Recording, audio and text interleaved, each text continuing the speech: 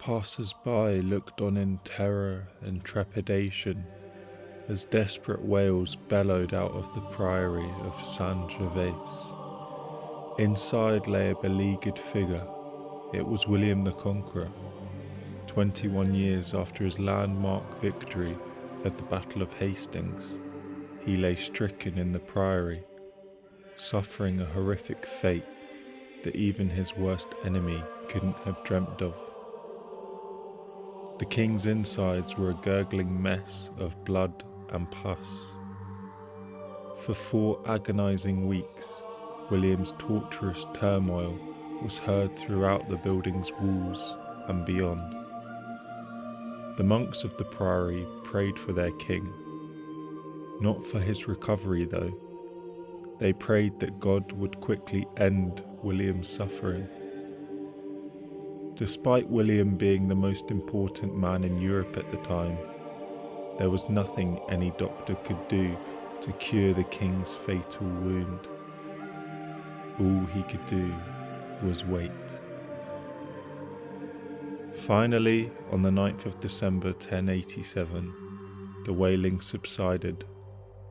William the Conqueror was dead, but the turbulence didn't end there. In the coming weeks, a farcical funeral would inflict even more damage on William. In the space of a month, the reputation of one of Europe's most feared men had been tarnished beyond repair.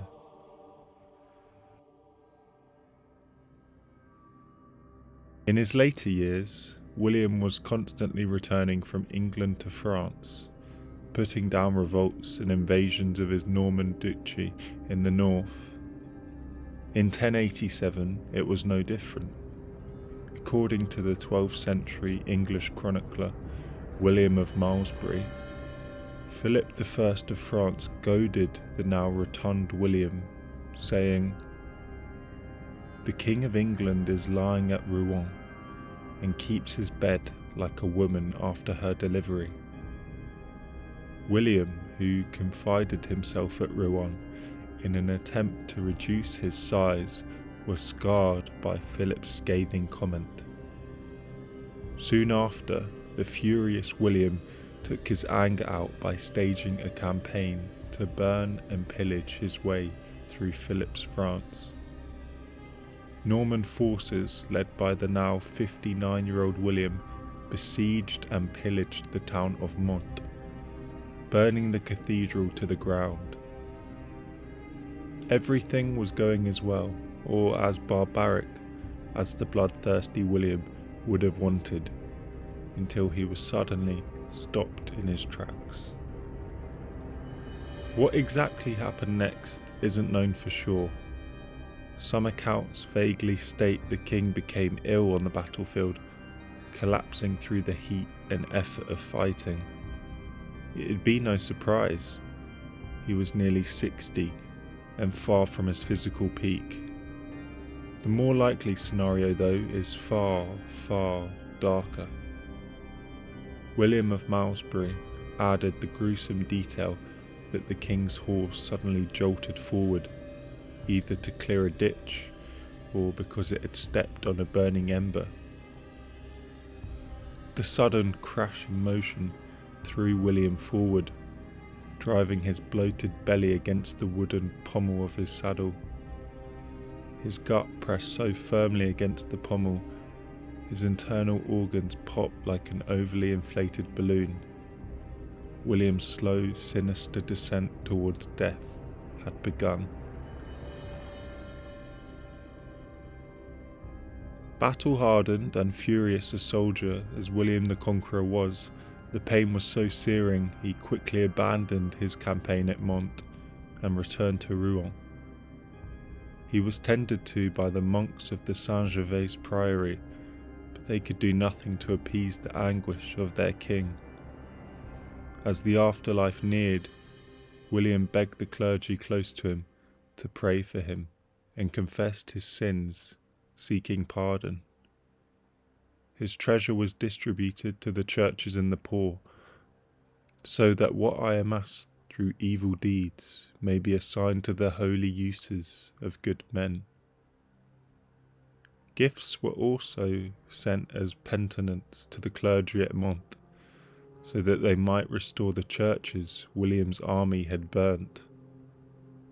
Orderic Vitalis, an English chronicler from near the time of William's death, remarked, "The dying man confessed, I treated the native inhabitants of the kingdom with unreasonable severity, cruelly oppressed high and low, unjustly disinherited many, and caused the death of thousands by starvation and war, especially in Yorkshire. In mad fury I descended on the English of the north like a raging lion, and ordered that their homes and crops, with all their equipment and furnishings, should be burnt at once, and their great flocks and herds of sheep and cattle slaughtered everywhere. So I chastised a great multitude of men and women with the lash of starvation, and alas, was the cruel murderer of many thousands, both young and old, of this fair people." William's guilt was fair placed. In 1069, the savage king crushed rebels in his newly acquired English kingdom. Contemporary chronicles record William's forces causing famine, looting, burning and slaughtering to northern English towns. Present-day scholars even suggest the callous campaigns were a genocide, with the estimations that William was responsible for over 100,000 English deaths. Yet the ruthless ruler's ways had caught up with him. Much to the delight of those he scorned over the years, William's condition deteriorated over 4 painful weeks, as infection spread inside his mangled insides. On December 9th, 1087, the king took his final breath. Finally, the turbulent condition overcame the weary warlord. But even now, William couldn't escape from distress.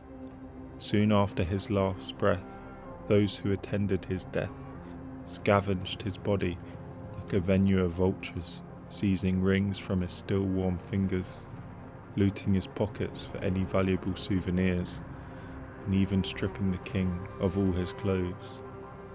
For a time, William's body lay naked on the floor of the chamber he had expired in. Eventually, a passing knight took pity on him, arranging for his body to be embalmed, although this only happened days after William's death. By this time, the Conqueror's rotten insides had now spread to his exterior, as his flesh started to spoil and decompose. After the embalming, William's body was sent to Caen. His now putrefying figure was placed on the back of a car and trundled 70 miles for burial at the Abbey de Saint-Étienne, a church that William had founded. Weeks had now passed, as it became clear the body should have been long laid to rest.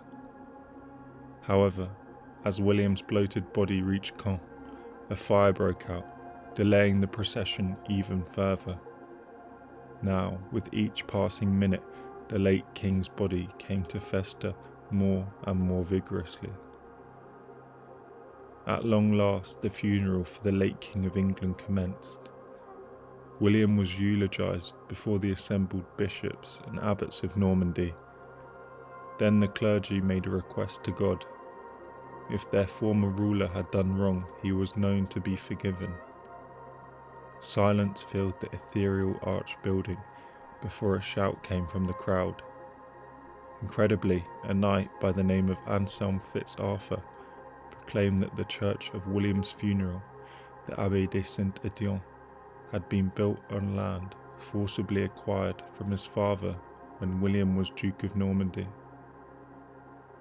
In the name of God, I forbid that the body of the despoiler be covered with the earth of my inheritance.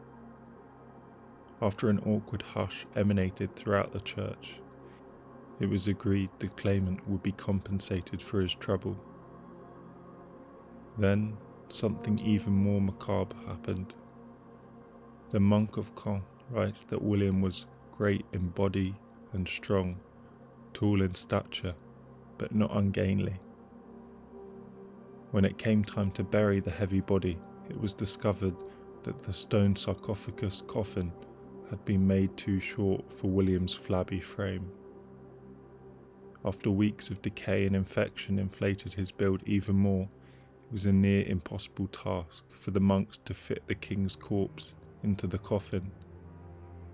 As the monks battled to squeeze William's bloated body in, the pushing and pommelling prompted his ballooned bowels to burst. As they ruptured, those in close proximity were splattered by a pungent mix of rotten flesh and pussy bile that spat out from William's orifices. The stench quickly invaded the nostrils of every attendant. Attempts were made to quell the odour with incense, but it was pointless. The already disturbed service was quickly hurried before William's send-off became even more disgraced. William the Conqueror had finally been laid to rest, but as William of Malmesbury says, the man who was the former glory of Europe and more powerful than any of his predecessors could not find a place of everlasting rest without contention. From the moment of his raged campaign in Mont, William experienced a drastic demise that was every bit as furious and callous as his rulership had been. The man that willfully destroyed the lives of so many finally met his retribution. The king was dead, and even worse, his righteous reputation had died with him.